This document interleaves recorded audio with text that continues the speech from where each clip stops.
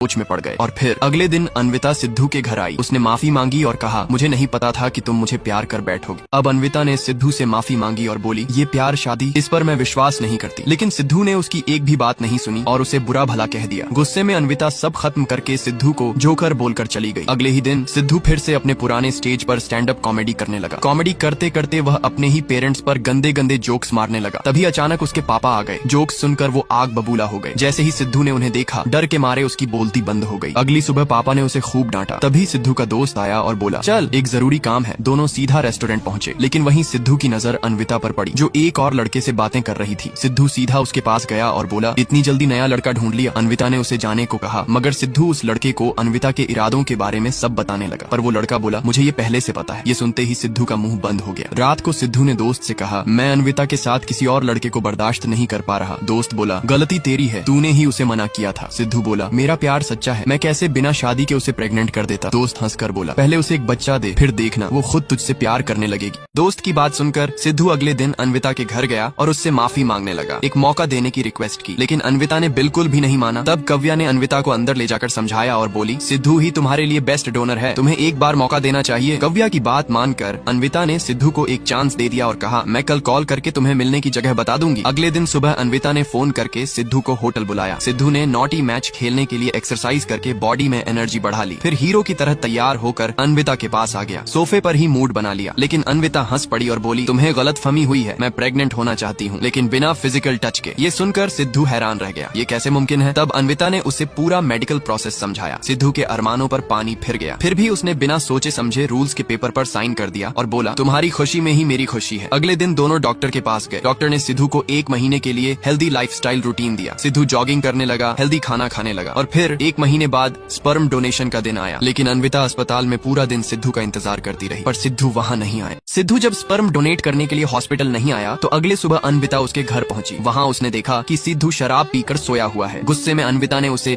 बेवड़ा कह दिया। ये सुनकर सिद्धू भड़क गया और बोला, तुम कितनी सेल्फिश हो, तुम्हें तो बस मेरे स्पर्म से मतलब है, मेरी फीलिंग्स से नहीं। ये सुनते ही अन्विता भावुक हो गई और अपने पेरेंट्स के बारे में बताने लगी, कैसे उसके मम्मी पापा हमेशा लड़ते थे और आखिरकार अलग हो गए। इसी वजह से उसका प्यार और शादी पर से भरोसा उठ गया था। फिर उसने रोते हुए कहा, आज के बाद मैं तुम्हें कभी डिस्टर्ब नहीं करूंगी, और चली गई। लेकिन पूरी रात सिद्धू सो नहीं पाया। वह बस अन्विता के बारे में सोचता रहा। सुबह उसने फैसला किया कि वो अन्विता की मदद करेगा। वह उसके पास गया और माफी मांग ली। अन्विता ने भी उसे माफ कर दिया। आखिरकार अन्विता के प्रेग्नेंट होने का दिन आया। ऑपरेशन भी सक्सेसफुल हुआ। बाहर आकर दोनों ने एक दूसरे को बाएं कहा और हमेशा के लिए दूर चले गए। सिद्धू फिर से अपने कॉमेडी शो में लग गया। पर उधर अन्विता उसे भुला नहीं पाई। उसने इंडिया छोड़ने और अमेरिका जाने का फैसला कर लिया। लेकिन जैसे जैसे वक्त बीता उसे एहसास हुआ कि जिंदगी में एक लाइफ पार्टनर कितना जरूरी होता है। दूसरे कपल्स को देखकर वह फिर सिद्धू को याद करने लगी। पर क्या फायदा, उसने तो वादा किया था कि कभी उससे नहीं मिलेगी। इधर सिद्धू भी अन्विता को भुला नहीं पाया। एक दिन उसके पापा ने समझाया, जाओ और अन्विता को वापस ले आओ।